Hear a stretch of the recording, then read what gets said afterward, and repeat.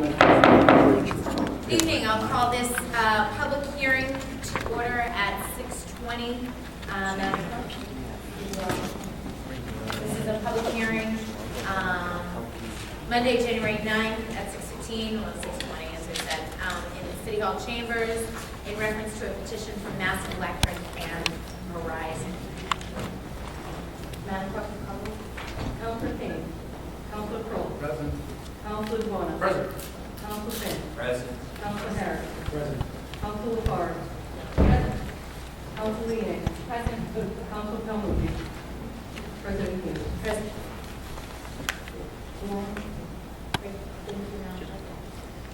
And this is Notice of a public hearing, 2016-256. City Council will hold a public hearing, 6:15, in the council chambers, in reference to petition for Massachusetts Electric Company and Verizon. Cellco Partnership doing business as Verizon Wireless request permission to locate on existing utility pole a small cell wireless antenna, including the necessary sustaining and protecting fixtures along and across the following public way. Existing utility pole number 9, located in the public right-of-way of Huckins Ave, adjacent to 125 Huckins Ave. Do we have a... Is there a representative here? Yes. Hi, thank you. If you come to the microphone, please state your name and address. Good evening, my name is Betsy Mason. I'm a deputy for Verizon Wireless in Queen Middleton, 300 Trade Center Drive, 87,000 in Newburgh. Great, thank you. And you're here to speak on? I'm here to come in Verizon Wireless. Okay, thank you. At this time, I'd like to recognize Councilor Harris. I believe he has a question. Thank you, thank you, Madam Chair. Ms. Mason? Yes. I couldn't hear you. That's this part of where this antenna is being placed is in my ward. Very, very many concerns. And there are also folks that, on the other hand, want additional service because Verizon is very in strong. It's very weak. So, but my concerns are, let me ask you a question. Can we compromise, first off, do you know that there's another cell tower very close to where you're putting this cell tower? Let me answer my question on a couple of layers. What we're proposing, what Verizon Wireless is proposing here is a small cell, which is essentially literally an antenna is enclosed within a plastic canister that was transformers about 3 feet high and 1 foot wide. There are no other small cell sites, Verizon small cell sites in the vicinity. Are you Huggins Avenue is in your ward? Huggins, but I'm talking about competitors. Competitors, not that I'm aware of. As far as I know, we're the only wireless carrier that's been rolling things out. I know mobility has been going on behalf of them. With what was presented Yes. to us, here's where the proposal is. Yes. And at this church steeple, and there is a cell antenna or mechanism in that building Okay. as we speak. So, concern in the neighborhood, my concern, because I tried reading up on the different causes and effects long term. I mean, again, do we know what the long term is and we don't?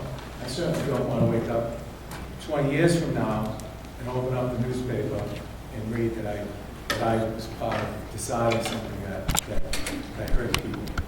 On the other hand, I'm about progress as well. And is there an opportunity that we can compromise we can make a compromise and look at other locations? I have some great locations where it wouldn't affect people, the neighbors, the community would be at ease with these other locations. Could we compromise, maybe sit down and look at changing the location that's being proposed? As a general initial answer, we could. Here, again, a couple of things. I don't know which carrier is in that church steeple. T-Mobile. T-Mobile, okay. I guess we are on a different set of frequencies than they are, the way the spectrum is set up, where there's no interference, they've got their radio frequency signals, we've got ours. By law, all wireless carriers for every single site, whether it's a macro site, with the towers you see along the highway, or something that's in the church steeple, and even these very small, much lower powered small cells, need to comply with Federal Communications Commission's maximum permissible exposure levels. And those are, basically what they sound like. It's the maximum amount of radio frequency emissions that a human body can take that is acceptable according to the FCC and EPA and a couple of electrical utility related organizations, national organizations, scientists and engineers came to consensus on those. I can't speak for the T-Mobile installation, but I have to think that it's similar to Verizon macro site or church steeple installation, and those typically bigger antennas, and usually not just one antenna as here at the small cell, but they typically have 3 or more antennas facing in 3 different directions. Those tend to be about 1 to 1/100th of the maximum permissible exposure level. A similar Verizon facility. So if the maximum level is up here, I'm assuming that the T-Mobile facility is coming in down here in terms of what's compared to that acceptable level. The small cell antennas, at least Verizon small cell antennas, because they're much smaller, they're also much lower power, come in even below that. So to have a level of radio frequency emissions, either from the small cell or the T-Mobile, or the 2 of them combined, or all of them combined, you got to figure we're all being taking this stuff all the time, we all work on our cell phones. You have to have, more than angels dancing in the head of a pin in one area to have that safety level. And then I'll just point out, Congress says that local bodies can. Right. But again, I want to go back to my question. But you can collect information, so yes. But I want to come back to my Please. question. My question is, can we make a compromise and look at other locations other than the location that we're looking at? There are several locations where it's not settled with families, children, and these folks can, no matter what you explain or you say or what's said online and information, we want people to feel, it's my job to have my community feel at ease with where they live. And I'm asking Verizon for a compromise. I will work with them. There's spots that I've already checked out that I think are high ground, that don't affect. There are telephone poles there that are similar to the one I see in the photograph. I asked for compromise. And I think it would be in the best interest of both parties, Verizon and my community, if you would consider that, and that has to be an option in my opinion. If I can add in terms of factual information from Verizon's point of view, unlike the macro sites or even the church steeple site, which has a coverage of 1/4 to a 1/2 mile, it's a large cell. These small cell sites are typically designed to just be up to 1/8 and maybe 1/4 mile, but really it's a very small footprint that it's designed to cover. It doesn't reach far. I'm almost talking about a 1/4 mile with one location I've looked at. So, again, my question is Verizon willing to compromise? I'd say that that's above my pay grade. Basically, I can take something back to Verizon, but it's a matter of not only legally can I say yes, but the way Verizon Wireless chooses these sites is and maybe if you've had other carriers come before you, you've probably heard this before, but their radio frequency, their RF engineers, who are basically the guys who control the network, have a tremendous amount of data that's coming across their computers all the time. They feed into software modeling system that shows them where, well, first they figure out where the dead spots are based on that data. They see where there are areas of dense data demand or worse demand. These days, we're often data demand because, for example, when you're fast internet a lot, some people are going to be watching a championship game on their phones, no doubt. But everybody's using their phones for things like that all the time. So they select an area, and then our real estate site acquisition consultants go out and look in that area. It's a limited area called search ring. Go out and look in that limited area for appropriate locations. They take 3, 4, 5, 6, in this case, poles that could serve the radio frequency engineers' purposes. And then they go back to the RF engineers and say, here are the candidate poles that we can lease from National Grid and Verizon Telephone, Verizon the landline folks, that already have power and fiber going to them and that are structurally sound, that is, we can go on them and put our equipment on them and get them, keep it up with the utility owners. So they would know them out to those people, and then we go back to the RF guys, and then the RF guys say, okay, yes, this one is best for our purposes. So that whole process has already been gone through with each of these sites. I can't say what will come up going back to your precedent in site. I can say that it will put Verizon way back in a timeline where we've already been sort of trying to move forward into the city for a while now. So. I have a pile of yays, a pile of nays, and I still have, I don't know if there's anybody here from the public who might communicate. I'm pretty sure that there was. But all I can say is that there's a win-win situation here if we try to compromise, try to see if in that ring of circle we can find some compromise where both sides win. And I think that's really the best solution to all. I absolutely agree. Verizon has already filed special permit applications for, I believe, up to 6 sites in the city, and we're setting those aside to move forward. The location petition is actually the more legally appropriate way to go. There are actually at least 2 or 3 additional sites in the city that we would like to be rolling out soon, once we have the whole attachment license to the owners in hand. So maybe it makes sense to start a dialogue about where those would all go. That said, we've been trying to move these forward for several months now, and there is a certain level of frustration on our part. We're like, let's get this ball rolling. In addition, pardon me, under the Spectrum Act, actually just the Federal Telecommunications Act, there is a shot clock that runs 90 days from the day we filed our petition, which would be filed on October 18th, so February 19th, and we go to the next Tuesday, basically, is when the shot clock expires, and then that's the date by which the council decided these petitions up and down. Now, obviously, you're suggesting that we get to a way where it's up for both of us and not down for Verizon. I understand that. Because we can't compromise then. I'm in a difficult position. And I fully respect that. I understand that Congress says one thing, but public opinion says another, and people will come to different decisions about that.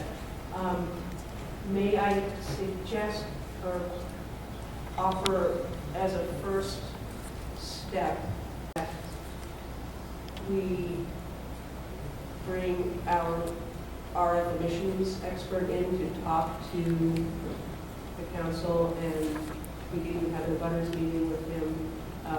His name is Don Hayes. He's a certified expert on this stuff, and he can walk through what the law says and exactly what the levels are that will be emitted and what that means for anyone and everyone from 8 months to 8 years old to 80 years old. That would be something that we really do.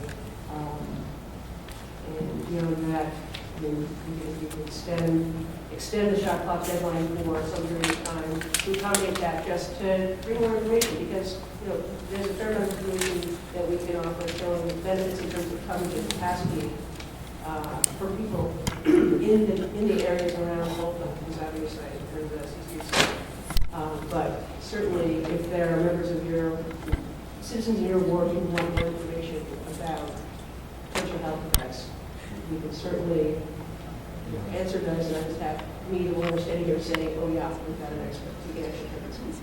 Yeah. Well, that community has already gone through, as you know, it's distance. We've already gone through that earlier. So, but I want to yield to the chair to follow the Yes. council. Thank you, Councilor Council. Finn. Yeah, I chair the Public Works Committee, and I'm afraid a little bit perhaps this got away from us, but this is just the beginning of the process. I want to just say, open, if you want to, again, specifically talk about those sites, and then we can work with the ward councilors around the issues that are related to it. But I was just going to ask, it sounds like you're willing to extend the shot clock, so to speak, to meet, so that the folks can meet with the ward councilor to discuss what their concerns or issues are. So I think other than that, we can just proceed with the rest of the public hearing on that. Great, thank you. But thank you for your. Oh, absolutely, obviously, we don't want to just Right. doing this because it's every benefit to have the coverage Thank you. Councilor Campbell. I just wanted to add, thank you Oh, very yes, much. sure. I walked in while you were presenting, but I'm up to speed. I want you to let you know that Verizon has my vote for these, even though there's some opposition here. As soon as you remove all the double polls, I say, you have my vote. Until then, I won't vote for Yes, someone. and that's, we can discuss double polls as well. That's something that Verizon Wireless has no control over because we're not Verizon New England, it's that's their side of the house. But we can certainly, if we can actually have a meeting or several meetings, I'm more than happy to bring the Verizon New England people who deal with that stuff, where we touch with them, obviously. And I'm sure actually that the city, I believe that they've been working fairly closely with some members of the city council, and folks in the city government to address that issue. Thank you. It's a concern everywhere. Thank you. Anyone wishing to speak for or against? For or against? Anyone wishing to speak for or against? Yes. Yeah, I'll just submit to what the emails that I received for, Okay. if this is still in committee, It will, it will, yeah. it will become part of the record. Yeah, I have to think of some more. Okay, great, thank you, Councilor Harris. Anyone wishing to speak for or against? All right, if you come against, okay, if you come up to the microphone, please. State your name and address.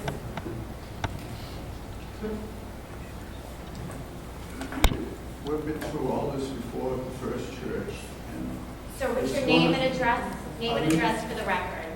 my address is 192 Belgrade Road, Swanham, Okay. and we've been through all this before at the First Church, and it's going to go up no matter what anybody says, whatever test are done, no matter what, it's going up. My only thing is, at the First Church, I have here zoning regulations, and we're supposed to be getting a test every year on these cell towers. And the Director of Inspectional Services took T-Mobile to court to get a test to make sure the radiation wasn't above the limit. The city, the solicitor's office decided to not follow through on that court case, so we never did get a test.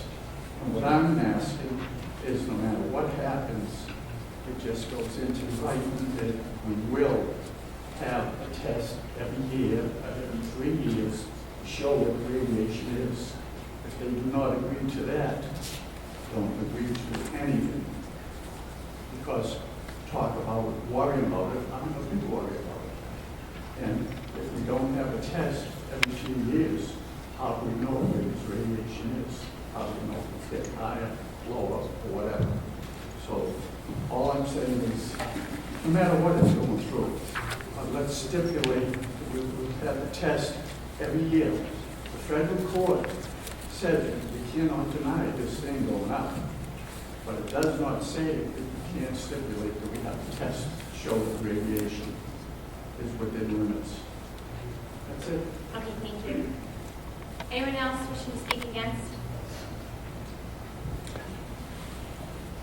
Heather? Mary DeGuo, 192W Williams. I cannot believe this is the first time I'm hearing about this from Verizon. I'm very upset about that. I totally disagree with this going in. We've been through this whole rigmarole with First Church and T-Mobile. You know how that ended. And I agree with my husband that it should be tested. I'm concerned about our health and my grandchildren's health who live, in our office. So I do not agree with this going through other places that will. Please look into that. Thank you. Thank you. Anyone wishing to speak against? Yes.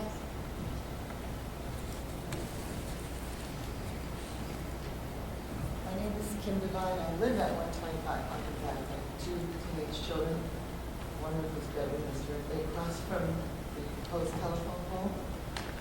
And while I understand it has not been concluded without question that the effects on the health is deemed negative, it's still not included the other way either. I'm also questioning what, if anybody has any studies on the combined effect of the cell phone tower at the First Church and the proposed tower antenna at the back.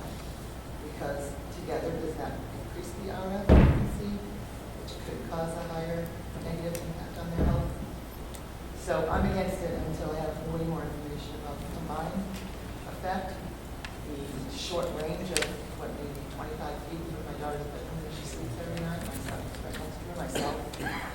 And, that's it. Thank you. Thanks. Anyone wishing to speak against? All right, anyone wishing to speak for? Anyone wishing to speak for? Anyone wishing to sign in opposition or sign in support? There are papers in the back. You can go ahead and sign. Okay, so more emails for Councilor Harris in opposition. All right, so yes, Councilor Chen. It just should be noted, those who have spoken have no need to sign out. No, yes. If you've spoken, you do not have to sign. Thank you. Anyone else? All right, we'll call this public hearing to a close. Thank you. Yes. I just wanted to, again, say that this will remain in committee until particularly the Warrant Council's had an opportunity to meet with the folks from Verizon. So we'll move on this evening. Good, thank you. Thank you very much, Councilor. All right. Next is a public hearing for a petition from Mass Electric and Verizon again. Cellco Partnership doing business as Verizon Wireless request permission to install on an existing pole and maintain pole and wires to be placed thereon, together with such sustaining and protecting fixtures as said company may deem necessary in the public way known as C Street. Existing utility pole number 188-90 located in the public right of way of C Street, adjacent to 1126 C Street. All right, and yes, once again, you are here for this. Yes, it's basically Same. say, Okay. that's Thank you. Okay. Anyone wishing to speak against? Anyone wishing to speak against? Anybody here wishing to speak for? Anybody here wishing to speak for this? Okay, anyone wishing to sign for or against? If you go in the back, there's also papers in the back there, and we will call this part post, this public hearing post. If I may ask a question, with regard to getting the shot clock or just that, should I call Ms. Crispo or? You can follow up with the clerk afterwards. Very good, Yes. thank you very much. Thank you. All right, and one more public hearing, Madam Clerk, if you, and again, for Mass Electric and Verizon. Madam Clerk? 2016-288. Massachusetts Electric Company and Verizon respectfully request the City Council for permission to locate poles, wires, cables, fixtures, including the necessary anchors, guides, and other such sustaining and protecting fixtures to be owned and used in a common. Waive the reading. Okay, motion to waive the reading, Councilor Paul. Thank you. Thank you, Madam President.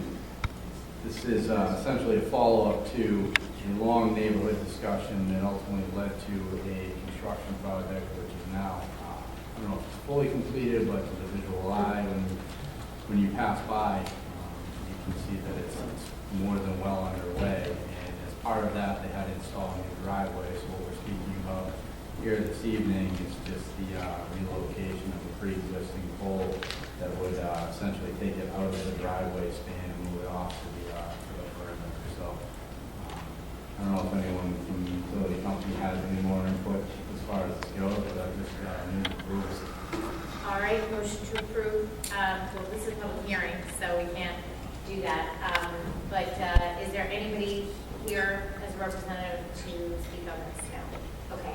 Anybody wishing to speak for?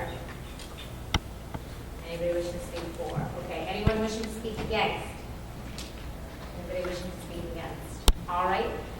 Anybody wishing to sign for or against? You can go to the back. There's papers back there